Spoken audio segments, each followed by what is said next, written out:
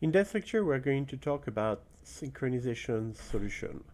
So we're going to try to give you an overview of different techniques that exist in Java to allow you to address the previous synchronization issues that we have discussed.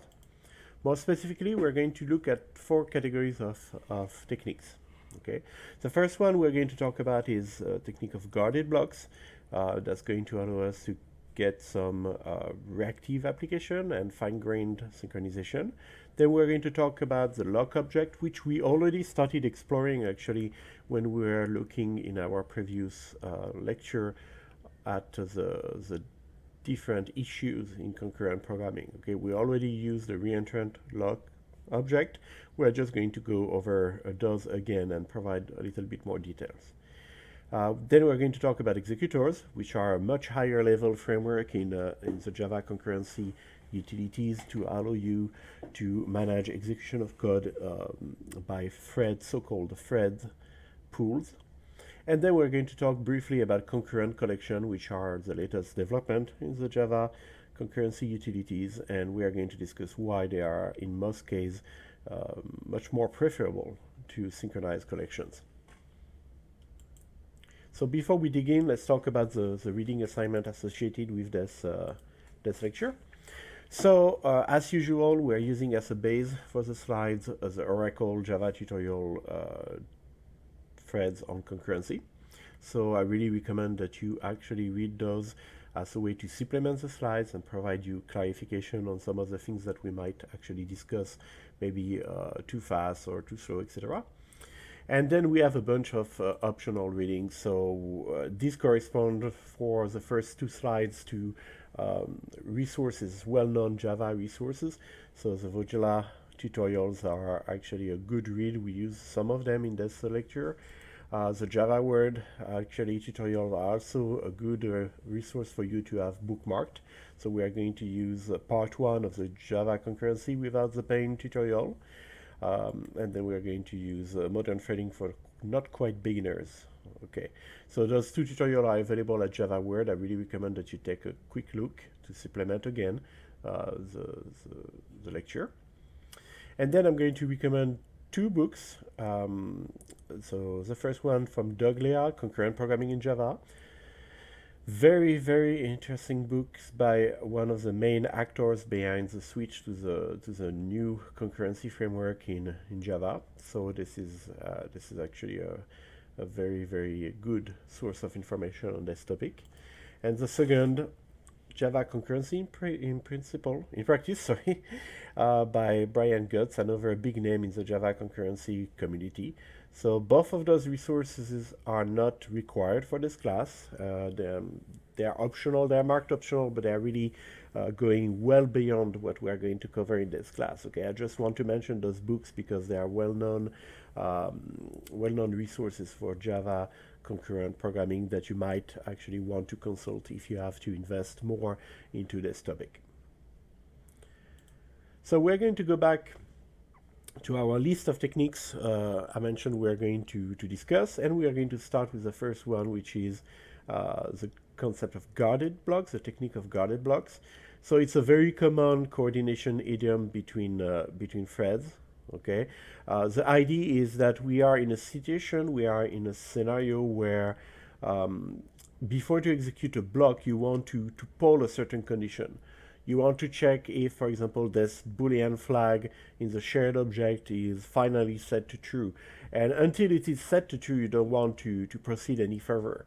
So this idea of checking for a condition to be true before to proceed and as a way to synchronize between threads is really what guarded blocks are going to allow us to simplify. So let's try to take an example of a naive guarded block. So we have a method. So we are going to assume that we have a flag field somewhere, shared flag field named joy. And other threads are going to be able to set that Boolean flag to true. But in this specific method, what we do is we have a while loop.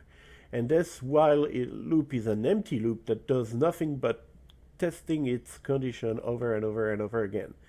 And finally, when the condition is true, then we break out of the loop. So we write it while not and the name of the Boolean flag joy. So as long as the joy is set to false, we keep iterating and we keep checking until we find that joy is set to true, at which point we do whatever work we have to do in this method. In this case, we just system.out println joy has been achieved, and we are done with this method. So that's the archetypal example of, we are waiting for a condition to become true. This condition is captured by a flag, a shared flag, and we keep pretty much checking that flag over and over and over again with insane frequency, okay, to see if we can finally proceed. So that's really what the issue is with this code. I mean, this is a very naive implementation of a guarded block, okay? We are doing something called busy waiting. Busy waiting means that this while loop, even though it's not doing anything useful, is actually executing continuously, okay? So if you want an analogy, a real-life analogy with this, it's problematic because it's like if you were coming to work in the morning and then opening Outlook or whatever mail program you're using, and you would click the button to refresh your inbox every few seconds. You would certainly not get any work done, right?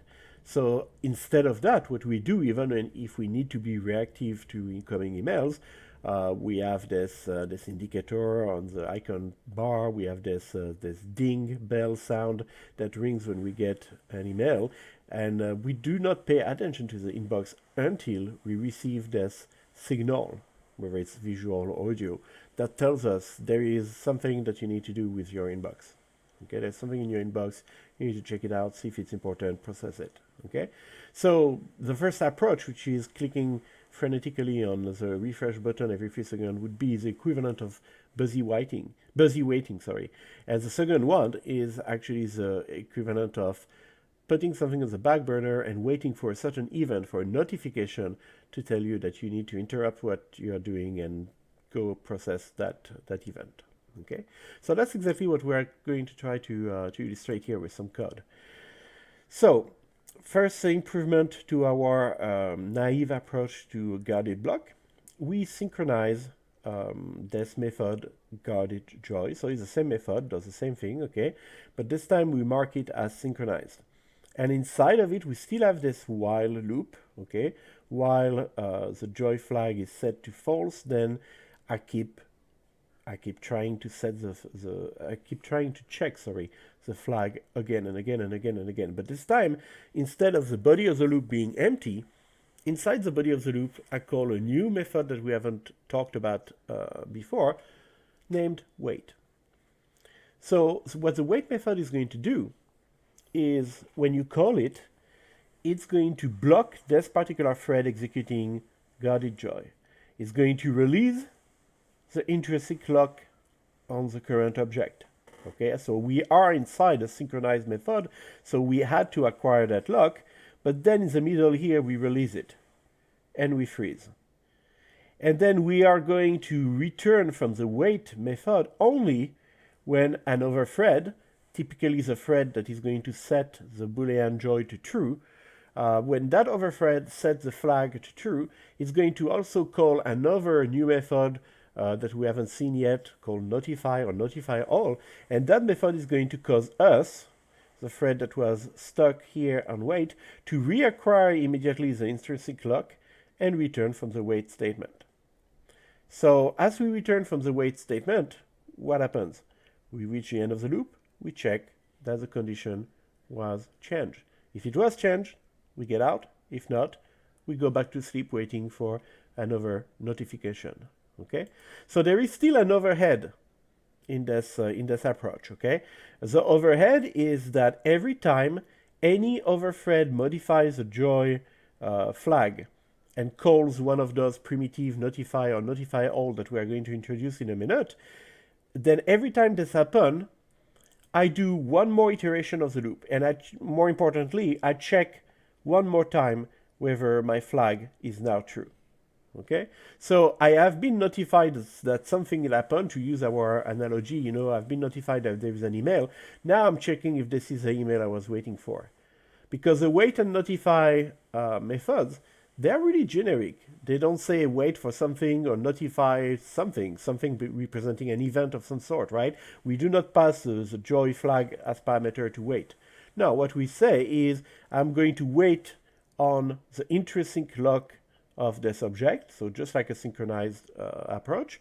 And then when I notify, I'm going to wake up, between quotes, all the threads that were waiting on the intrinsic lock of the same object that I'm working on. Okay, so that's not exactly as fine-grained as we would like. Okay, there might be in complex objects, there might be different conditions that we are waiting on, like this one is waiting on the flag joy.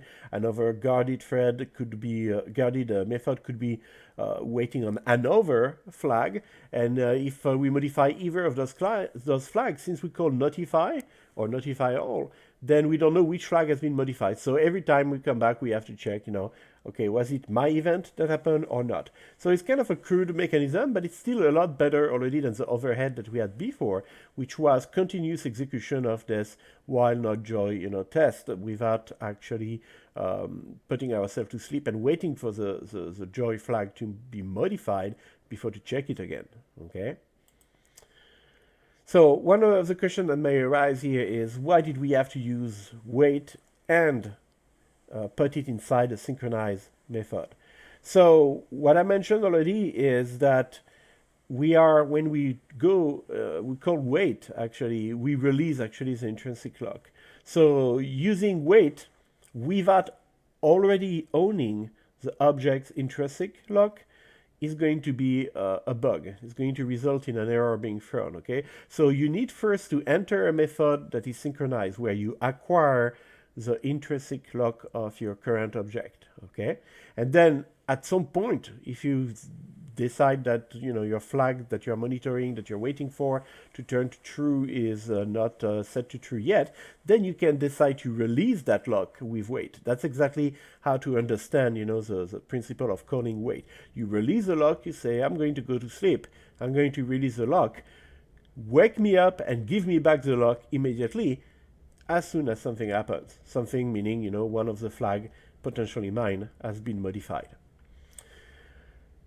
Invoking a wait inside a synchronized method can be therefore seen as a simple way to release then reacquire later the intrinsic lock. Okay, you're letting go of the lock because you're not going to be able to do anything useful until another thread notifies you that potentially your condition is now true. So this is a very, very flexible pattern. So we talked a lot about how we are going to wait, okay, and go to sleep and wait to be notified. We haven't seen example yet of how we're going to, in another thread, notify all potentially waiting threads that one of the flags was potentially modified. Well, here's how we do it. So we are going to have another method in our shared object called notify and the name of the flag, okay, for example, notify joy here. And we are going to make this method synchronized.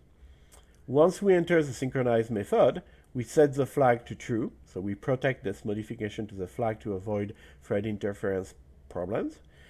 And then, because we modified the flag or one of the flag in my shared object that is going to be waited on by other method, because we modified that flag, now we call this new method called notify all, and it's going to cause all of our threads that were stuck in a wait call to actually wake up and check whether their flag, the flag they were waiting on, has been modified. Okay, so a few remarks about this. First remark, our method acquires the same lock on the same object reference to by this. Okay, so we synchronize, we acquire the intrinsic lock of the object, the current object. That's what we acquire with the synchronize in our previous method. That's why we release with the wait in our previous method. The notify all, just like the wait in our previous slide, also apply to this same intrinsic lock for the same object. Okay. When you call notify all, you wake up all of the threads. There can be multiple threads that have been stuck on a wait call right now. All of those threads are going to be awakened. And sometimes it causes a problem, right? It causes a problem known as a thundering herd, where you can have a huge amount of threads that are waiting for, let's say, 5 different conditions, and then you release one of those, you change one of those conditions, one of those flags is set to true, and then suddenly you wake up every thread which immediately try to check if their particular condition was satisfied, and only one of them should be able to go through, right? So that's kind of another synchronization problem that we're not going to talk much about in the remainder of this course, but I wanted to mention it.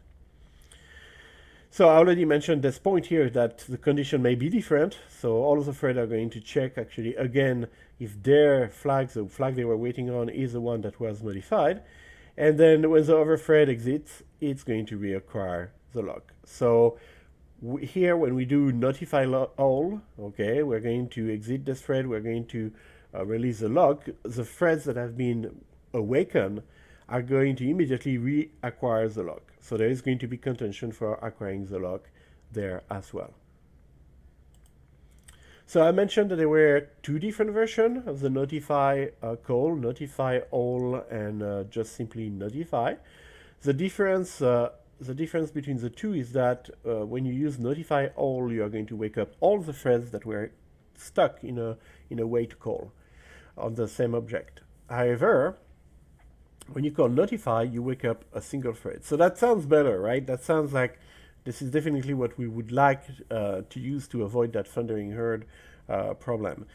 This is actually very useful. This is very useful, especially if inside your shared object you have only one flag that you are trying to monitor, and all the threads that are going to be stuck in a wait call are actually waiting for the same condition. If you are in that kind of scenario, then it's a little simpler. You know that all of your threads are going to wait on the same condition, so whichever you wake up with a single call to notify, you know that thread is going to be able to proceed and move forward, okay? Otherwise, if you wake up only a single thread, and some of your thread might be actually interested in the flag you just changed, and some of the thread might just say, I don't care, I'm going back to sleep, then notifying a single one is not really beneficial, okay? It calls for more checking and writing code by hand to ensure that at least one of the threads is going to benefit from the notify call, okay? This is compounded by the fact that, contrary to what you would expect, when you call notify, you do not specify which thread you want to wake up. You just say to the JVM, pretty much, wake up one of the thread that is waiting your pick. Okay, so if you want a little bit more information about that, I gave you here a reference to a Stack Overflow question. Feel free to take a look. So let's use that idea of guarded block, okay, and that notify all, and wait series of new method that we introduced to solve a very classic concurrent programming problem, the producer-consumer problem. So let's set the scene for that problem. We are going to consider 2 threads. One of them is a producer of data, one of them is a consumer of data. These threads share an object of a class drop.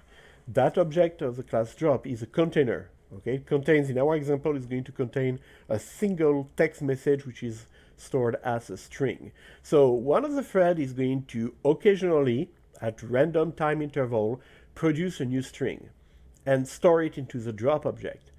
And if it produces another string before the first string was actually consumed by the other thread, then it's going to have to wait, because the drop object can contain only one string at a time. So that corresponds to the items here on this list that show wait to produce. Okay? If your drop shared object is full and you are producing string faster, then you have to wait. You cannot put more than one at a time in the drop object. Similarly, wait to consume means that if all goes well, the producer thread generates a new string somehow, puts it into the drop object that is shared, and the consumer thread consumes it immediately. So the next time the producer thread is ready to store a new string, then the drop object is empty and it can start producing. So this is the put it inside, okay? But what happens if our consumer string is really faster than the producer string? It consumes one of the first string that was produced, then it looks again to try to consume the next one, but it has not been produced yet. Well, then it has to wait, okay? So there are two scenarios here. Because our drop shared object contains only one string at a time, if the producer is too fast, if there is already a string in there, they have to wait to put the second one. If the consumer is too fast, if they already consumed the string that was there, and now the drop object is empty, well, as long as the drop object is empty, the consumer needs to wait until there is actually something that has been added to the drop object by the consumer that they may consume. By the producer, sorry, that they may consume, okay? So the idea is we have already two different synchronization, and this sounds like, well, we are using the term wait, okay, so that should remind you of the scenario we just talked about, but this sounds really like a good application for what we just learned to do, right?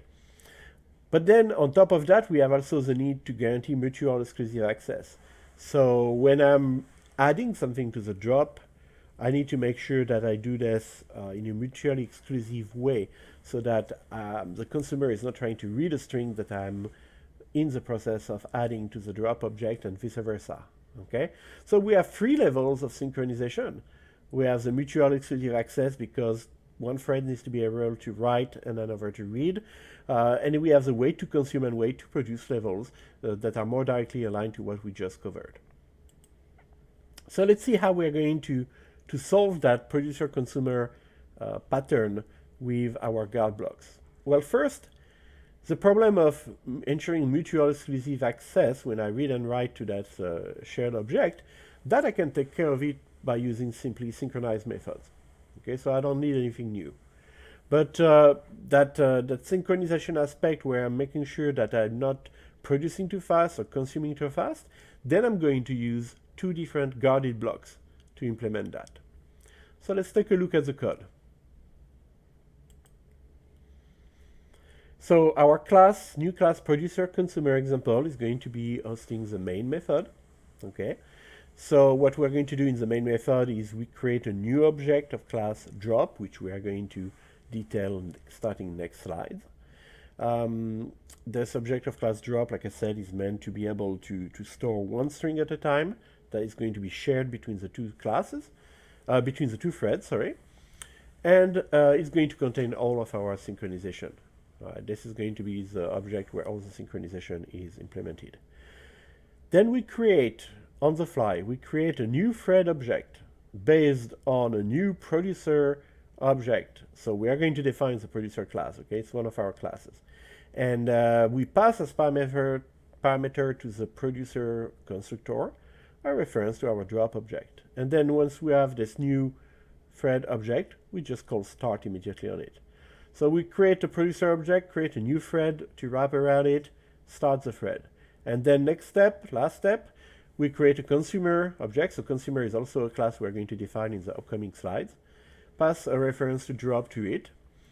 And then create a thread around that and start it immediately. So that's going to be our main, okay? Start the producer, start the consumer, make sure they refer to the same drop shared object, and we are good to go. So now we just need to detail the drop class, producer class, consumer class. Let's go. So we're going to start with the drop class. So here's the field message, class string, that's going to hold that one string that we can exchange via the drop object. And then a Boolean empty.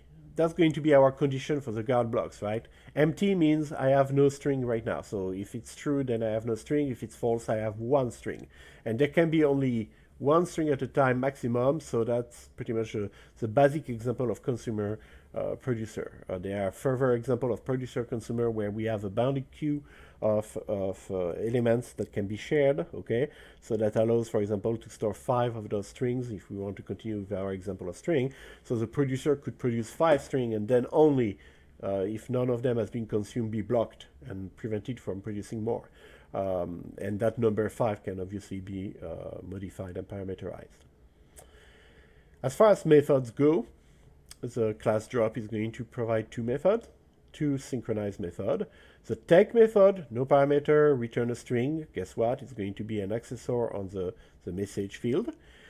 And then the put method that is going to take a string as parameter, return nothing. That's going to allow us to put actually a new message in our field. Okay, and obviously the take and put method, they need to guarantee mutual exclusive access, which is already done by just marking them with a synchronized keyword. And they're going to have to also implement those guarded blocks that guarantee that we don't produce too fast or consume too fast. So let's take a look at their implementation. We start with the take method. So it's a synchronized method for the reason we already explained. Okay. Inside the method, we have this typical while loop, waiting for the condition. So while my drop object is empty, okay, I am going to wait. So I'm trying to take something from the drop object. So if it's empty, I cannot proceed. So as long as I see that the object is empty, I go to sleep and I wait to be notified. And when I'm notified, I check, okay, so is it still empty? Oh, it's still empty, so I'm going back to sleep. Okay, that's what the thread executing the synchronized method is going to go through. And then once we finally break out of this loop, that means that empty was false. There was something actually available to take. So I set empty to true. I notify all the threads that were waiting for empty to finally become true, and I return my message. Okay, so that's the take operation. Now let's look at the opposite operation, the put operation. It's going to be very similar, right? One of the differences is the negation of the condition here. So while my drop object is not empty, well, I cannot put a new string. There's already one there. So I go to sleep and I wait. When you notify me that something changed, well, then I'll check again. Is it not empty? When finally it's not empty, then I set empty to false because I'm adding this message that you specified as parameter to my field. And I'd notify all the threads that were waiting to let them know something changed. We went from empty to non-empty. Okay. So these are the two core methods of our class. All right. And they are going to implement the guarded block technique that we are trying to illustrate with this example. Now let's talk about the producer class. So it implements runnable as well. It's going to have a reference to a drop object that we pass to the constructor, and then a run method because we implement the runnable interface. So let's take a look at the run method. That's going to be the core for this class. So the producer has internally a list of strings, all right, and a random object. We're going to see why we need a random object in a few seconds. We have 4 strings here in an array of strings that is stored in the local variable important information.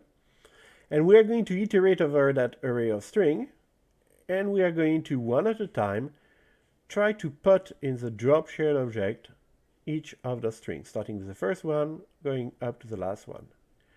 Then we are going to simulate a random time spent processing over task, okay? So thread.sleep, and this is where we use the random object. We sleep for a random number of seconds between 1 and 5,000, okay? And once we are done, finally, once we have been sending each of the strings one at a time, waiting up to 5,000 seconds in between, when we are done with all the string, we actually put inside the drop object a final string, a 5th string that contains done. And that's going to be our sentinel value. Okay, we know that once we produce a done string, when the consumer sees a done string, then it knows that there's nothing else coming after that. Okay, so we're going to use a special string value here as a sentinel value. The consumer class is going to be very similar, so it implements runnable as well as a reference to the drop shared object. The constructor takes that reference, put it into the field, and then we have our run method. So this is again really where the interesting stuff is at. Let's take a look. So run method for the consumer. We need a random object. Again, we're going to use it to make the thread sleep for a random number of seconds. what we do is we have a for loop. So watch out, the presentation on the slide is kind of a little cramped. So we have the 3 different fields of our for loop here on 3 different lines, and the body of the loop starts here. So don't let that confuse you, okay? The step that we execute before the for loop starts is actually to define a variable message of type string, and we assign to it drop.take. Okay, so if the drop object, the shared object is empty, we're going to be stuck here waiting, right? But we start our consumer loop by taking the first string from the drop object. Then our continuation condition for the for loop is I continue as long as the message I got is not equals to the string done. So this is where we use done as a sentinel. And then what we are going to do at the end of every loop, like where you would typically have your index variable I++, for example, well, what we do here is we load into message the result of the next take operation on the drop shared object. Okay. Now, inside the iteration themselves, we just display I received a message. This is a message I received as a consumer. And then I simulate a random workload here by slipping a number of seconds that is randomized on 5,000. All right. And this is the end of my for loop here. I keep doing that until I get the string done. And then I know that I need to stop. So this is an example of how to solve the very simple variant of the producer-consumer, where you have a bounded buffer in the shared object of size 1. So one piece of data can be passed at a time only, and using the techniques that we just discovered, okay, and illustrated. So using the wait, notify all primitives to implement a guarded block. We are going to talk now about another technique that allows us to solve those concurrent programming problem, the utilization of lock object. So again, we already mentioned lock object when we were discussing the concurrent programming issues. We are going to look into them with a little bit more detail. So you know already that you know pretty much what is wrong with good old synchronized method, okay? We already talked about that. The idea is that we can end up over-synchronizing, over-locking access to our fields, shared object and shared fields, okay? So when you use a synchronized method, all methods of the same class that are synchronized are going to wait on the same lock, okay? So if that lock is supposed to protect one data field in that shared object, that's perfect. But let's see that we have 200 threads. Let's say that our shared object has 2 data fields that are completely independent.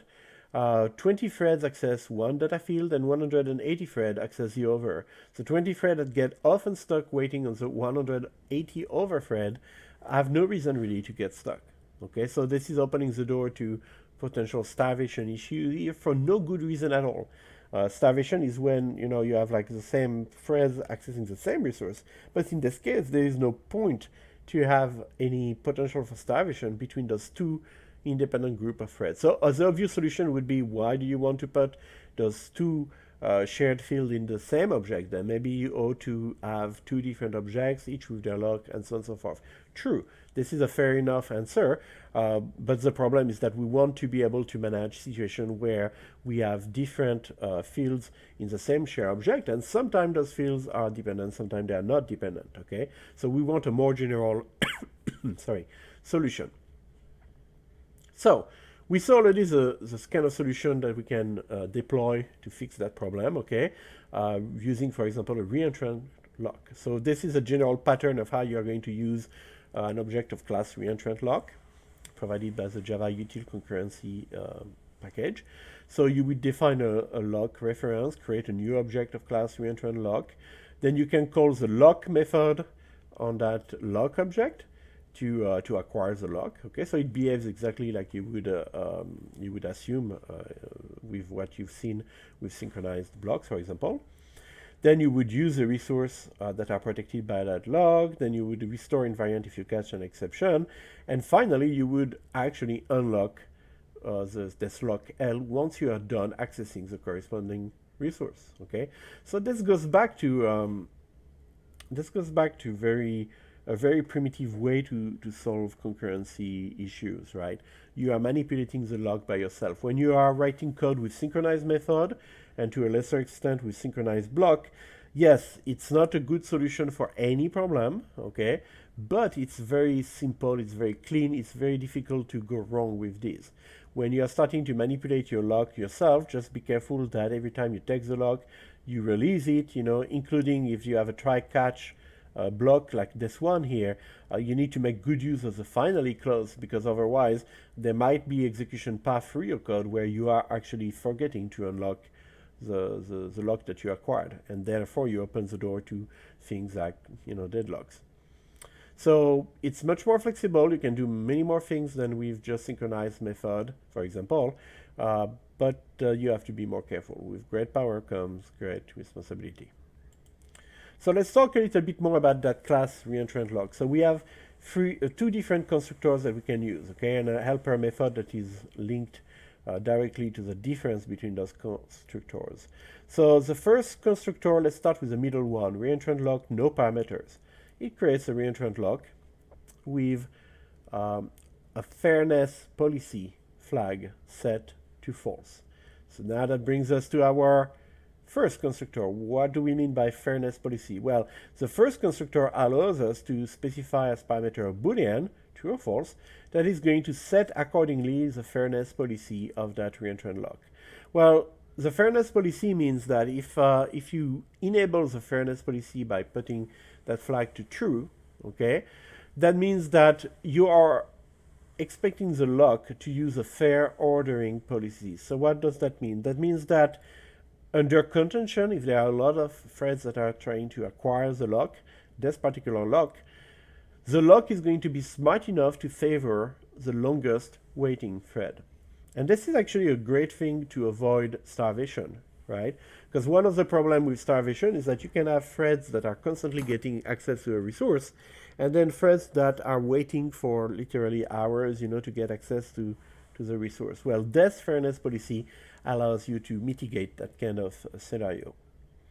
So to go along with those two constructors, we have a little getter method, isFair, that returns true or false depending on whether that reentrant lock object is actually implementing the fair ordering policy or not. Okay, so you can always check later to see for a given lock if you created it so that it used that fairness policy or not. Other methods that are useful in the reentrant lock class, the lock method and unlock method that we already illustrated in our code examples.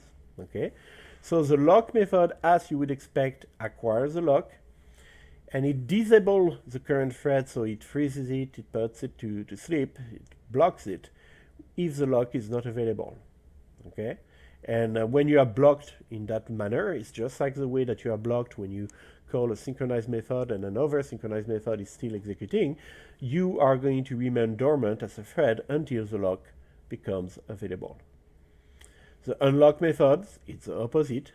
It finally releases the lock that you already have, and therefore allows other methods that were waiting for that lock to proceed. So it's really like synchronized blocks, right? Well, in principle, yes, the semantic is similar, but we have more methods. So we have more features available in the class reentrant lock than what we could achieve with simply synchronized method or synchronized blocks. Okay, so we saw already some of them. Let's continue and see the other method that add features that we didn't have before. The next one we're going to talk about is lock interruptibly. So lock interruptibly is similar to lock, same purpose. Okay, however, it allows a disabled thread, so a thread that is actually currently dormant, blocked, waiting on the lock, to be interrupted and to resume execution through if you throw a java.lang interrupted execution, for example, exception. Okay, so that's interesting because that allows you to suddenly unstuck a thread that is waiting for a lock. Okay, so you were stuck waiting for a lock. This is a primary cause for a deadlock, right? Once you're stuck waiting for a lock, nothing can wake you up. Well, in this case, you can say, I want to be potentially waiting for that lock, but in a manner that allows me to be awakened by an exception. Okay, So that's the first one. The second one that we already talked about in our previous example during the previous lecture is try lock. So the important thing with this one is that it's a non-blocking version of lock. When you call lock again, you are going to be stuck if the lock isn't available. If you call lock interruptibly, yes, you're stuck, but you might be, unstuck by an exception. With try lock, you're not going to be stuck at all. It's very reactive, okay? So you do not block if the lock is unavailable. Instead, what you do is you return a boolean that says, I tried to get the block to try to get the lock, and it was not available, so I was not able to get it. And then you are going to write your code around this call to try lock. Generally have an if statement testing the return value, and you are going to take steps, well, if I cannot get the lock now, I'm going to do something else, okay? And that's it. So this is something that's useful, as we've illustrated before, okay? So in terms of preventing deadlocks, yes, it can help you prevent deadlock, because this time you can back out of a two-step commit operation, transaction, okay? So you need two resources, you take the first resource, now you try to take the second resource, well, it's not available. Well, instead of holding, to that first resource and thus causing potentially a deadlock, you can release now that second resource because you were not blocked when you try to acquire the second resource. So yes, that's a solution to deadlock. We saw that this very solution that I just described is also opening the potential for live lock. So it's not perfect, okay? And this is not helping us mitigate starvation. So it's useful for certain scenario, okay? It's not a silver bullet that's going to solve all potential concurrent programming issues. That's what I want you to remember from this slide. Let's continue looking into try-lock. There is a second version of try-lock that takes two parameters, okay? It acts the same way than the basic try-lock without parameter, but you specify two additional things. The first parameter is a long value that represents an amount of time, and the second parameter is a time unit value that allows you to say what that number represents. So for example, you pass the value 2 as first parameter. If your time unit is equal to time unit.seconds, so you were talking about 2 seconds. You could be talking about 2 minutes, 2 hours, and so on and so forth, okay? And this try-lock is going to throw an interrupted exception. So when the current thread is interrupted while acquiring the lock, it's when this interruption is going to be thrown. So not only you say that you are going to try to acquire your lock, for a maximum of 2 seconds, and if you cannot get it within 2 seconds, you're going to return false and move on to try to do something else, but you also open the door to being actually interrupted while you are waiting to acquire this lock. So there are two levels here of flexibility that are introduced with this variant of the try-lock method. So we talked about reentrant lock as if it was a primal definition that everybody should have heard of. Most of you probably never heard about the idea of reentrant mutual exclusion. So let's take a little bit of time to refine a little what we mean by reentrant lock and reentrant mutual exclusion. So here are the rules. A thread cannot acquire a lock owned by another thread. Well, that's not new, right? When we use lock object, this is exactly what happened. So now that we use reentrant lock, well, it's still the same thing. So there's nothing new there. The thing that is new is the second bullet item on the slide, which is a thread can acquire a reentrant lock that it already owns. So let's say you call the lock method on a reentrant lock object. Okay, you are thread T1. Later, you need to again acquire the lock. So you call again lock. If you were any other thread, you would be stuck waiting for the lock to be freed. Because you are T1, the same thread that is currently holding the lock, you are going to be allowed to proceed, and you are going to return from the lock call immediately. That's the idea of a reentrant lock, okay? Think about reentrant methods. Reentrant methods are methods that can call themselves, Okay, so if you had at any point in time, some lecture on what is a recursive function or recursive method and how recursion was implemented using the program execution stack, well, you know why you need a program execution stack when you call method, because if you don't have this kind of stuff, then you cannot have recursive method or function. Same thing here. So the idea, the idea is that we allow a given thread to acquire the lock more than one time. All right.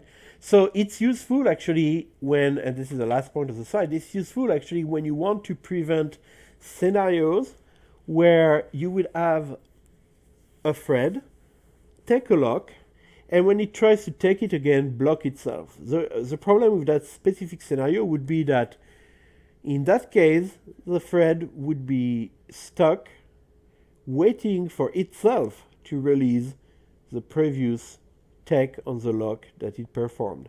And that's, of course, never going to happen. So it's really easy to deadlock yourself with even a single thread if you do not allow, reentrant locks. And there are some scenarios where you want to allow the same thread to take the same lock several times and release it several times. So that brings us to the next step, which is how do we implement all of this stuff, right? So a reentrant lock has a counter inside of it. You could say that a lock has a boolean inside of it, a traditional lock. Is either the lock is currently taken or it's not. And you would like to probably keep track of all the threads that are stuck waiting on that lock, and the thread that is holding the lock. But the core of the lock data structure is a boolean. The core of the reentrant lock data structure is an acquisition counter, which means that every time a thread that already has the lock reacquires the lock, we simply keep track of how many times the thread reacquired the lock. And we expect to consider the lock released by that thread, we expect that thread to release the lock the same number of times. Okay, so that's the idea of a reentrant lock. Okay, so we saw already some of the methods that are specific to that. One of the extra methods that we can throw in, that's going to be also based on the fact that we have this concept of reentrant lock, is the get hold count. So this method returns to you the number of holds on a given lock, on which you call the method, that the current thread has. So if your thread has been locking this lock, reentrant lock, and then taking it over again, taking it a third time, then by the time you call get hold count, you're going to get 3.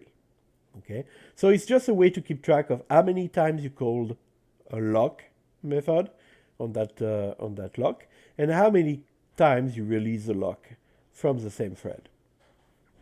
So it's really just, as the name implies, a counter.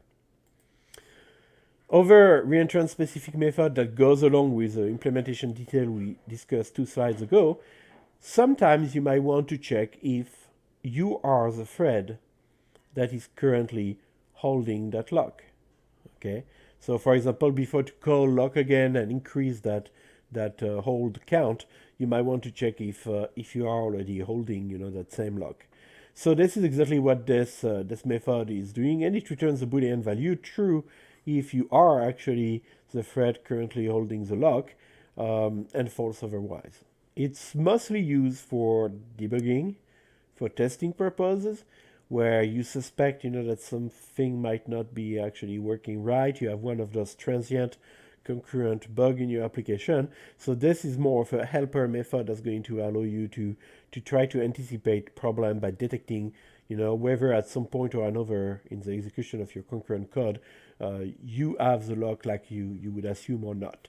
So you could detect situation where you forgot to acquire a lock or stuff like that. So we've seen that the idea of a lock and reentrant lock is mostly the same than the idea of synchronized statement, okay? Except that you have an explicit lock variable this time, so that opens the door to finer grained synchronization when your object, for example, has multiple fields that are independent. But pretty much the concurrency semantic is the same, okay? Because synchronized statements are using also a lock, which just happens to be the intrinsic lock of an object. But we saw also that we have extended capabilities. We can try to acquire a lock. We can try to acquire a lock with a timer. We can make sure that we can be interrupted during the timer duration during which we try to wait for the lock. So we have many more capabilities compared to the intrinsic locks that are available with synchronized method and synchronized statement. So that's the number one reason to use those lock object, or reentrant locks as opposed to synchronized statement. There is also a performance dimension. So we're not going to go in detail into that because we're not trying to generate optimal code in this course, but generate first and foremost correct code.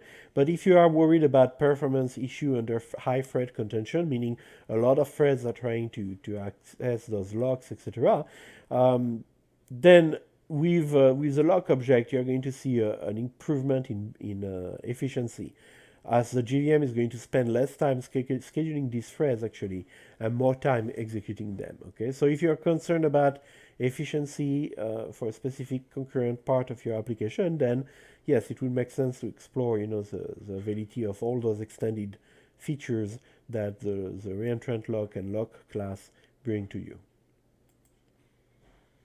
As far as reentrant locks, well, this is even easier to make a decision, okay? Because reentrant lock really correspond to situations where you want the same thread to be able to acquire the same lock multiple times, okay?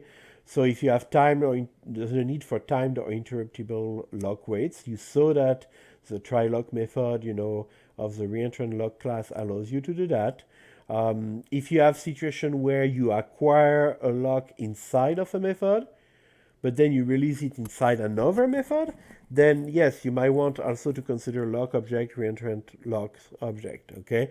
The idea is that all of the previous examples that we looked at, it's either we could synchronize a method, which means we got the intrinsic lock when we enter the method, release it when we leave, or synchronize a block. But that assumes that, all of our critical section of code was held within a block, or at worst, within an entire method. So as soon as you spawn multiple methods, you're going to have to handle locks by yourself, with lock variable. It's true also if you have multiple condition variable, if you're doing lock polling, which both of those bullet items would correspond to guarded blocks that we talked about previously.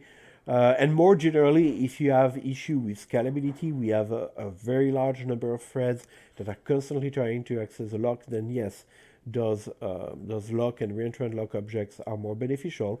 Otherwise, you can get away with simply using synchronized blocks or even synchronized methods.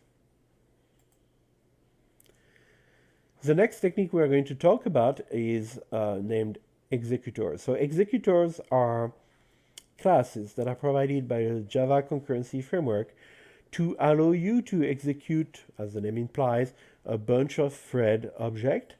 But the idea is that we are going to go beyond the assumption that we need one thread per task. In all of our previous examples, we did things like creating a producer object and then creating a thread object and passing that producer object as parameter and then immediately calling .start on it. So of course those were trivial examples, but the underlying idea was, well, I have an object, this object implements the interface runnable, so I'm going to run it inside a thread, and when that thread terminates, then I don't need the object anymore. So there is really a one-to-one relationship between the thread and the object, and I create one to run inside the other, and I destroy both when they are done doing their job together. And sometimes that can be wasteful.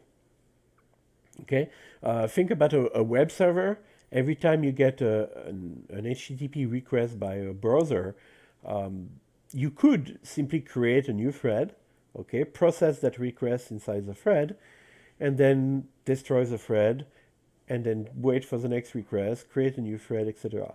And you would be doing that in parallel, of course, so multiple threads would be created in a concurrent manner, obviously. But the idea is that at the end of the day, assuming that you get, I don't know, like 1,000 requests per second or something like that, do you really need to create 1,000 thread every second and destroy 1,000 thread at the end of that second? That's doubtful. Okay. The idea is that first you should not have an infinite amount of thread being created. You have a certain number of cores on your server. The optimal number of thread is pretty much a function of that number of cores. So going beyond that is going to probably not get you the same benefits. Okay, in terms of parallelism and performance gain. So that's the first thing you'd like to consider. And the second thing you'd like to consider is creating a thread and destroying a thread is not a freebie operation. It takes time. There are data structures that are created inside the JVM. The scheduler needs to be made aware of the new thread. So the bottom line is that there is an overhead involved in creating and destroying threads. So if you keep creating and destroying threads to execute small, short-lived tasks, then you're going to maybe end up in a situation where you spend more time running your servers, creating and destroying threads and managing them than actually processing those HTTP requests that we mentioned, okay? So the idea of executors is we are going to encapsulate in an executor the task that we want to be performed by our server. But then we are going to manage separately a pool of available threads. We are going to create this thread, either all of them at the beginning when we initialize the executor, or as they are needed. But we are going to be having, for example, a fixed size of 50 threads that are going to be kept alive in memory at all times. Some of them are going to be idle, some of them are going to be actually executing code for us, but the thread have been created once and for all, so we don't have to have this constant overhead of destroying them, recreating them every time we have a new task to perform.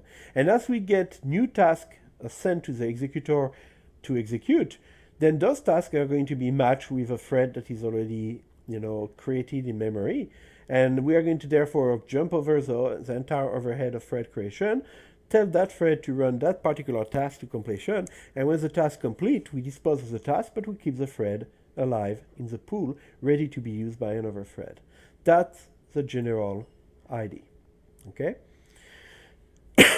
So this slide just summarizes the idea of having this concept of thread pool and concept of thread pool that exist independently from the task. So the tasks are implemented by runnable object, callable object. Okay, so these are two different interfaces that are commonly used to describe objects that represent tasks to execute.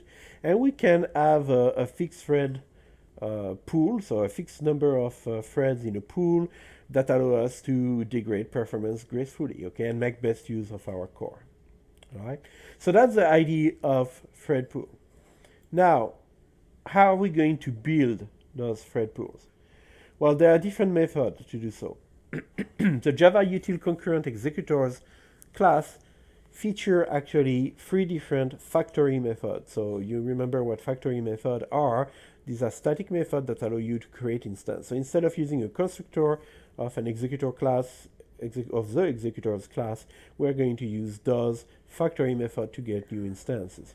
So the first one, new fixed thread pool, is understandable, easily understandable. That means that we want underlying thread pool for that executor that has a fixed number of threads in it. Okay. The new cache thread pool is a little bit more flexible. So it creates an executor with an expandable thread pool. So if you have a high number of very short-lived tasks to execute, that might be actually preferable. And the third one, allows you to create an executor that is going to execute a single task at a time. Okay, so you have a single thread in your pool. So this is useful if you want to, first if you want to go down to a debugging state, because you suspect something is wrong, when you are running your task in parallel with multiple threads. But this is also useful to keep the framework of executors in your code, even for sometimes you might want to actually execute only one thing at a time. So you don't have to make it an exceptional case. You can still remain within the executor framework. So there are many different variants. Okay, so in this lecture we're just going to try to give you the idea of how executors work, what are the benefits. But as you look at the documentation for executors, you're going to see that there are many different variants. Okay, the scheduled executor service are pretty much where most of the variants that are of interest to you are going to be located. So the idea of executor service means that you're going to be able to manage the lifetime of your executor. Okay, so think about your executor as being a part of a server, like a web server. Okay, you want maybe to be able to restart it, you want to be able to do things like that. And the concept of scheduled executor service goes even one step further, where you want to be able to say, I want to start threads in the future. I want to start a thread in 5 minutes, okay? I want to be able to restart a thread every day or something like that. So all of those extensions of the basic executor are pretty much there to provide you more and more customized service for different use cases, okay? But if you need to, you can also access in the framework, you can access classes like thread pool executor or scheduled thread pool executor that allow you to get even more control on how your thread pool is managed and how your scheduling happen for a given thread pool executor. So what we're going to do for this course, we're going to discuss briefly 3 different types of executor. Okay, so the executor is the simplest of the 3 interface we're going to discuss. It allows you to do exactly what we discussed in our example so far, which is provide you with a simple interface that separates, the thread pool from the task that you need to get executed. So you keep feeding the executor new task. When you initialize your executor, it has a thread pool that is constructed and is going to match those tasks to available threads in the thread pool. The executor service, which is a subinterface of the executor, adds all the features that allow you to manage the lifecycle both of the individual task and of the executor itself. Okay, so like restarting task and stuff like that. The scheduled executor service, which is a subinterface of the executor service, so we have a little hierarchy here, inheritance hierarchy that's profiling itself. It's going to allow you the concept of periodic execution or execution in the future that we mentioned in the previous slide. So regardless of the type of executor that you are going to use, there is a sort of common idiom on how to use executors, okay? So what we did in the past is we did things like that. Create a new object of class thread based on an object, R, and then start that thread immediately. Well, now the thing that replaced that idiom is e.executeR. So R is still your runnable object that captures the task you want to execute, and this time you do not spend any over extra care or extra time, extra effort trying to manage threads. No, you assume the threads have been already managed into a thread pool inside the executor E, and then you just tell your executor, listen, I have this new task to execute. And you let the executor make the decision of when that task is going to finally have a available thread to run into, assign that task to the thread, start the thread, and so on and so forth. Okay, so all of that low-level work, waiting for a thread to be available, placing the task in a queue, etc., all of that is now something that you can completely delegate to the executor object. So let's take an example to give a concrete example actually on using executors. So we're going to start with a runnable task that we call myRunnable, implements the runnable interface. We have a count until field. So what we are going to do, so the count until field is initialized as usual by the constructor. You pass a parameter, I assign this parameter to this count until field. The core of what we want to do here is when we're going to run this task, we're going to compute the sum of all the integers between 1 and count until. So as soon as I move to the next slide and we look at the run method of that same class, myRunnable, you're going to see what I'm talking about. So we start with a sum equal to 0. We iterate from 1 to count until. We increment sum by I every time.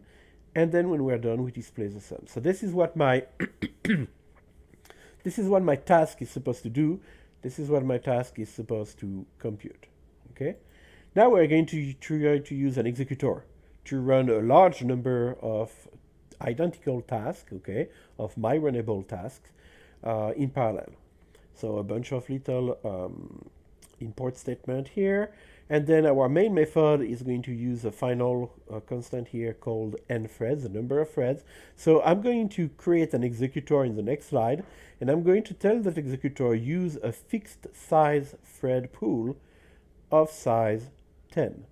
So there are going to be 10 threads managed in that pool, and no matter how many of those tasks I want to run in parallel, well, at most I'm going to run 10 of them in parallel. So 10 would be based on, what I know about my number of cores, whether the cores have hyperthreading, stuff like that. So I'm trying to find a number that's going to allow me to reach peak efficiency in parallelizing my task, okay? So here's my main method. So we use an executor service. We call it exe. We create it by using one of those factory method from the executors class, a static method that I talked about previously. In this case, we use a new fixed thread pool method. So that's the first of the three method we talked about regarding creation of executors, right? And we pass as parameter that value 10 that we stored in the n threads constant. And then we start iteration. So we are going to iterate 500 times. In each iteration, we are going to create a new task. So we create a new task by calling my runnable constructor, and we give a rather large, long number here. So those tasks are going to take a little bit of time to execute, okay? So the idea is that we are going to have 500 of those tasks created, and every time we just create a task, we tell our executor service object that we need to execute it next. But 500 of them are not going to run concurrently. What's going to happen is that the executor has a thread pool of size 10, so the 10 first worker that are sent to the executor are going to be matched one-to-one with one of those 10 threads in the pool, in the thread pool, okay? And so 10 of them are going to run parallel. Then as soon as I start adding the 11th and the 12th, these guys are going to be queued. And that queue is going to be completely maintained internally by the executor service. So when one of our previous thread, of our 10 thread is completed, has completed the task that was assigned to it, then that thread is going to become available. The corresponding task is going to terminate. So now we have one thread that's available in our pool is going to be assigned to the next of the 500 tasks that wants to execute, and so on and so forth. So you can see how this code is very simple, clear to read, and it allows us to do something that is a very common use case of parallel execution of code without having to worry about all of the little nifty and gritty details, okay? Now, this iteration is going to load, if you want to call it that, 500 tasks into the executor service. Then we are going to call shutdown, the shutdown method on the executor as a way to say, I don't want this executor service to be able to accept any new task, and I'm going to pretty much have it terminate all existing thread in the queue.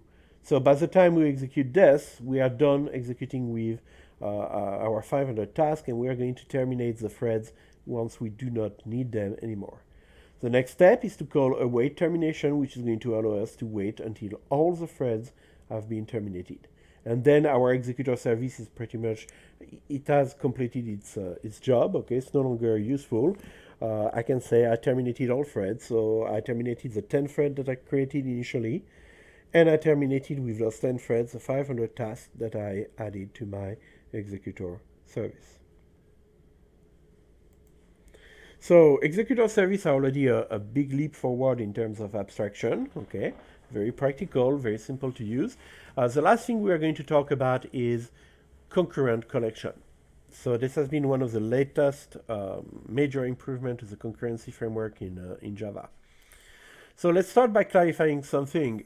You are going to hear the terms concurrent collection and synchronized collection, and you might be tempted to say, well, synchronized collection allow to write concurrent code, right? So maybe synchronized collection is just a synonym for concurrent collection.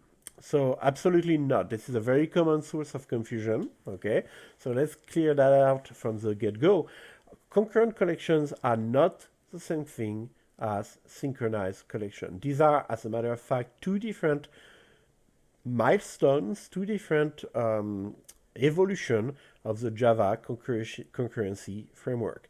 The most recent one and the best one of the two is concurrent collection. So most of the time you're going to find yourself using concurrent collection. Synchronized collection was the previous attempt at introducing capability in the Java collection framework for the collection that you use to be compatible with concurrent code. So let's dig a little bit into this. So the idea of synchronized collection, which was available from Java Development Kit 1.2 to 1.4, the idea of synchronized collection is you have those collection classes, and you are going to synchronize all public methods on them. So we discussed about that, okay? We discussed about that. This is a way to prevent thread interaction that are like potential source forwarded logs and stuff like that. So you completely avoid the potential for thread interference. That's great. But we saw also how this is inefficient most of the time, okay? It can lead to a situation where you are unnecessarily delaying execution of threads that could really work in parallel. So if you want to read a little bit more in detail, I recommend that you take a look at this IBM Developer Works article. It's a little old, but it's still good. That's going to help you understand, really what the deal is with the synchronized collection. Now, the idea of needing something better than synchronized collection. Well, we already mentioned, when you have multiple fields in an object and those fields are independent. Well, think about like large size maps, for example. Do you need to lock an entire hash map because you are like doing some operation on a part of it, on a subset of elements? Well, these are the kind of question that raise to reconsider actually synchronized collection as a good solution to concurrency in Java, okay? But it's very easy to get into a situation where the synchronized collection with their habit of synchronizing every method in the collection object are going to be inefficient. As soon as you bump into the idea of compound operation, you are going to realize that this is probably not a good idea. For example, if you want to do a get size on a collection and then add only if the collection is not full, well, that would be an example of compound operation, right? So you are actually using more than one method from the collection. Like get size is one method and add is another method of that collection. You are using more than one method on that collection object, but yet you need both of them to be synchronized. So even though get size is maybe synchronized and add is synchronized, if in your code you need actually to call get size before you call add, and you need this whole operation to be atomic, okay, to not be something that you are going to be switching from thread to thread in the middle of, then in that kind of compound operation, you fall back to having to write your own synchronization yourself, okay? So that's one of the limits of those synchronized collections. So what about concurrent collection? Well, they have been introduced in the JDK 5 and onward, okay?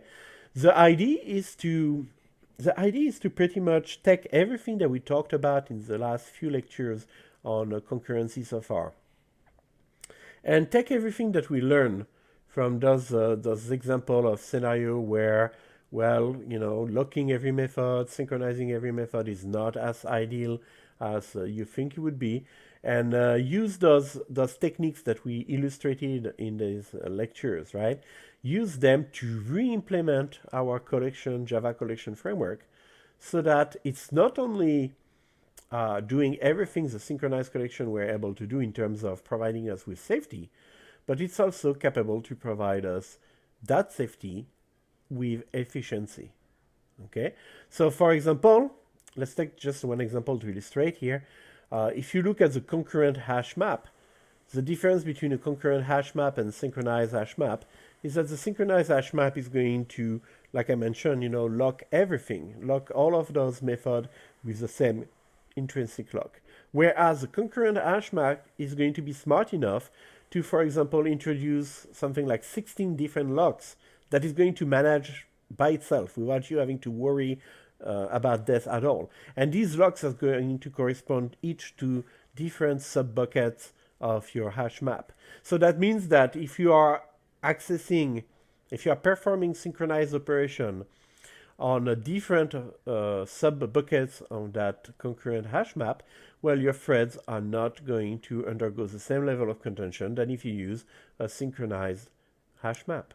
Okay, so that's really, the idea is simple. The idea is, let's optimize, let's try to reduce unnecessary locking between threads. So let's move away from everything is synchronized and we have synchronized hash maps that are very inefficient to actually implementing synchronizations a smart way, as we've discussed in the last lecture.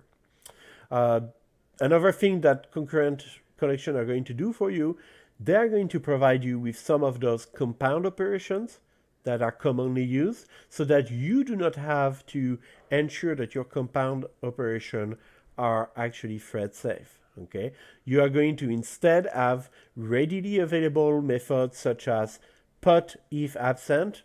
Okay, add to a collection only if it's absent of the collection, or replace element, which involves, finding the element, removing it, and reinserting the new version, or conditional remove. All of those operations are compound operations that involve some sort of test, and if the test is positive or negative, then I move on to replacing an object or inserting an object or removing an object in a collection, right? So these are such traditional use cases that they have been implemented directly in the concurrent collection framework, so that you don't have to worry about reinventing the wheel. So that's it for this lecture. We're going to stop here with just our discussion. It's not even an full introduction, it's just a discussion of concurrent collection. But I really invite you, as always, to use the Java docs as your primary source of information. So if you are looking at the package summary for Java util.concurrent, which is where the concurrent utilities and collection are implemented, you are going to be able to get a quick overview of all those available features. And as usual, it's very important that you know not only where to find more information, but that you familiarize yourself with the kind of information available on those reference pages that I give you, so that when you have a specific need, then you are going to be able to remember that, oh yes, I read something about a feature that might be helpful there, and then you simply go to the Java doc and you have time to study that feature in detail. Okay, and there we go.